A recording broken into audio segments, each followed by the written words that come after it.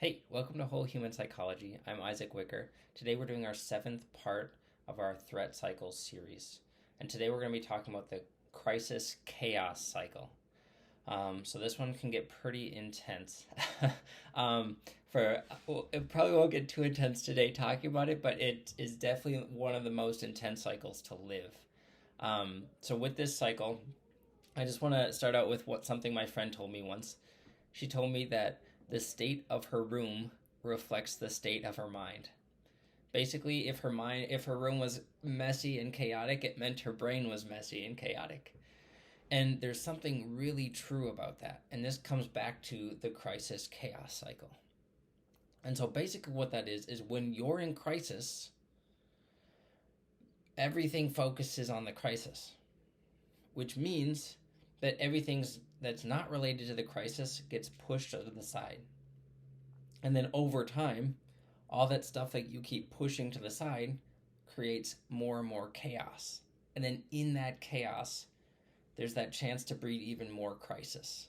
And so while you're focusing on just this crisis here, there can be other crises rising up over here that didn't need to be crises, but because they were mixed in with all that chaos and lost, they became crises. So let's slow it down a bit. So let's take a good example of a crisis is your house is on fire.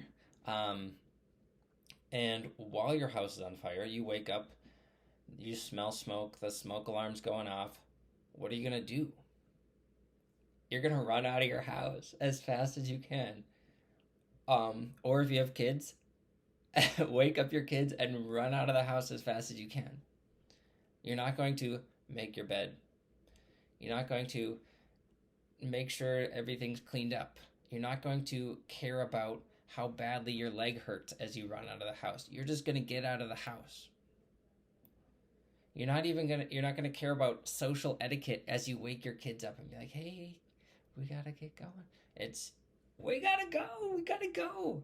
Right? There's urgency that says right now, the only thing that matters is getting out of this house because the house is on fire.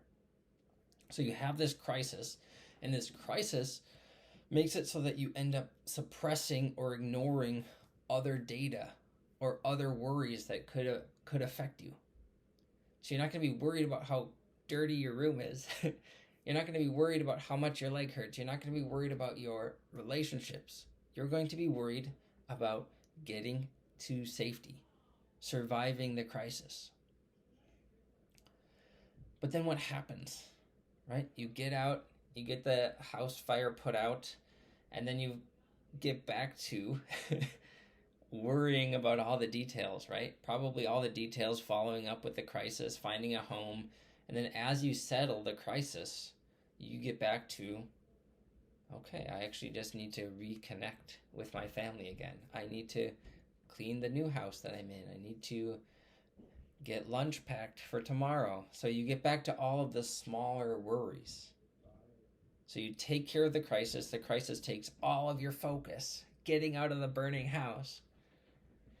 But then you get back to life. You get back to, so while you were focusing on all that crisis, you pushed everything else aside, and that kind of got all this stuff over here chaotic. And then once the crisis dies down, you go back to dealing with the different chaos. But what happens if you are in a prolonged crisis? I worked with a client once who was facing homelessness. That's terrifying. What can you do about that? And she was stuck. She was really didn't know what she could do. And I was working with her and didn't really see many possibilities. It was like, yep, you are facing homelessness. But it was homelessness like a month out. So we are trying to do things, but also every single day of her life leading up to that point was just spent stewing in the idea of homelessness and spent scrolling endlessly online trying to find any resource that would help her escape homelessness. That makes sense. But it also meant that she wasn't attending to any other part of her life. She wasn't visiting her friends. She wasn't taking care of her health. She wasn't connecting with her son. She wasn't doing anything that she enjoyed. She wasn't doing anything that was good for her because all of her time and attention was spent on the crisis. And a crisis that she actually couldn't do anything about. She wasn't actively running out of a burning house. She was just waiting for homelessness to catch up with her. And so, homelessness was destroying her even before it happened. And I think maybe in less extreme ways, we all get into prolonged crisis periods where it's saying like, okay, I just need to survive this week. I need to survive this month. I need to get through this winter. I need to make sure I get this done. And then I can breathe finally. And I think what happens is that we can get kind of crunched up, and we need to do that sometimes. And we're built to do that sometimes. But what happens is we push off everything else. And it creates chaos in the rest of our life.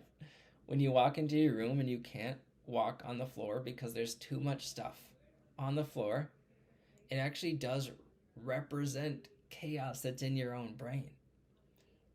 Because in crisis mode, you're like, I can't be bothered to clean my room. But then what happens is your whole life centers around crisis, and you're stuck in stress all the time. And your room becomes another source of stress, and one that you can't deal with.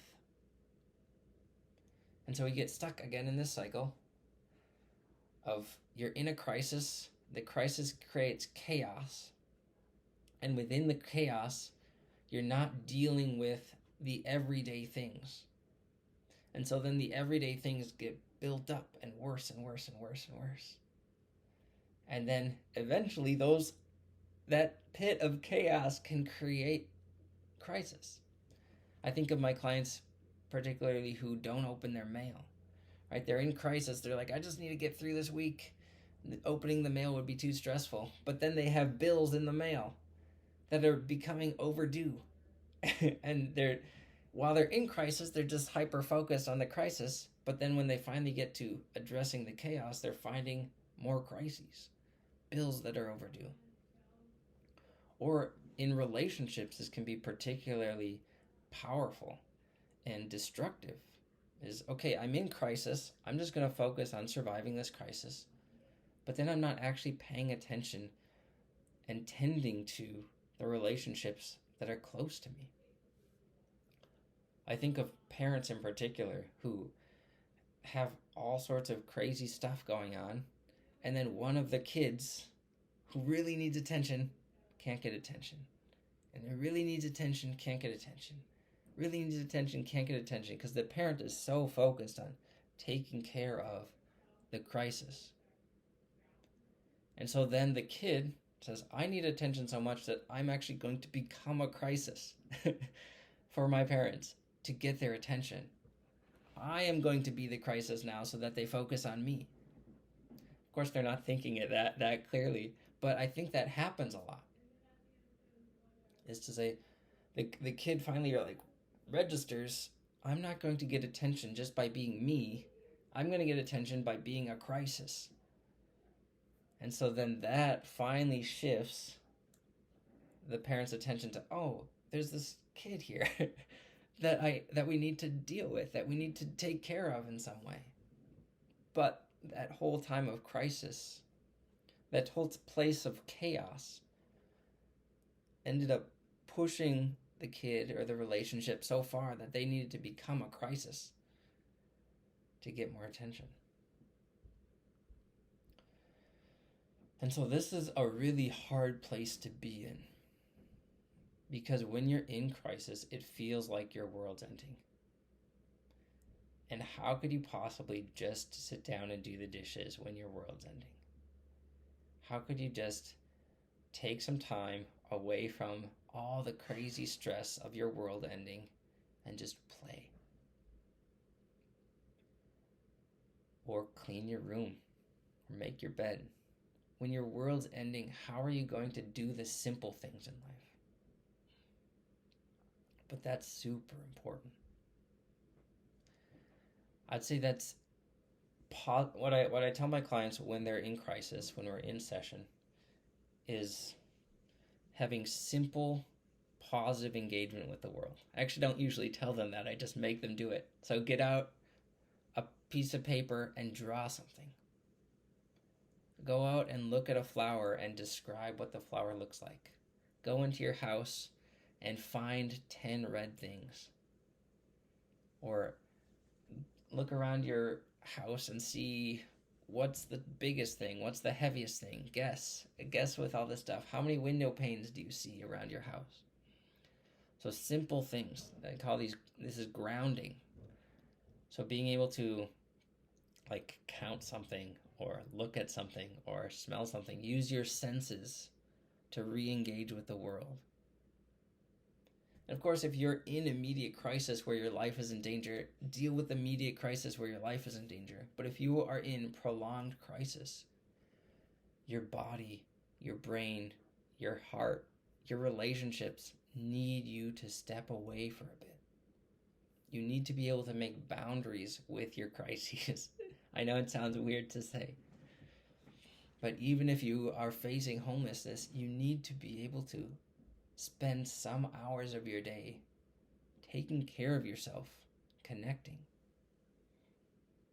And so when I have clients who are actively in crisis while we're in session together, I do very, very simple things because your brain isn't equipped to just think through and process and be complex. I ask them, like, how many window panes are in the room? Count them. How many plants do you notice in the room? What do you think is the most expensive thing in the room? What are the 3 heaviest things in the room?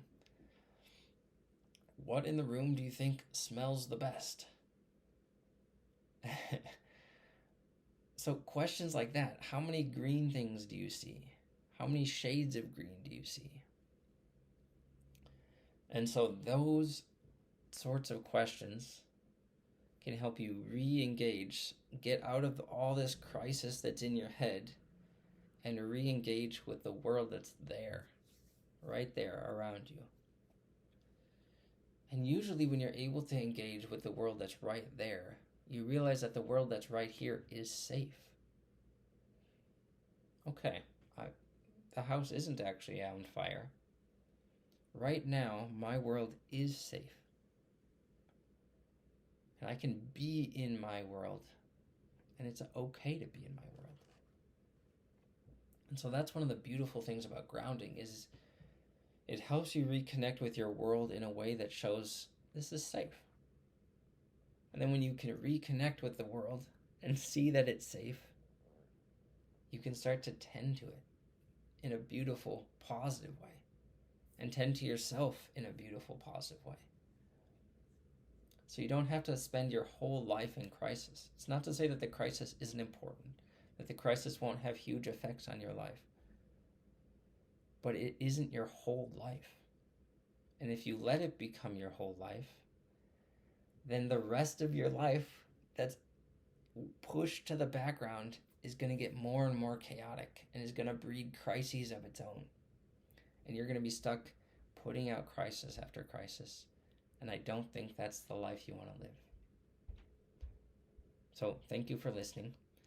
And yeah, stay tuned. And if you're liking what I'm putting out, let me know. Shoot me a comment or like this video. Share it with other people. Awesome. Okay, take care.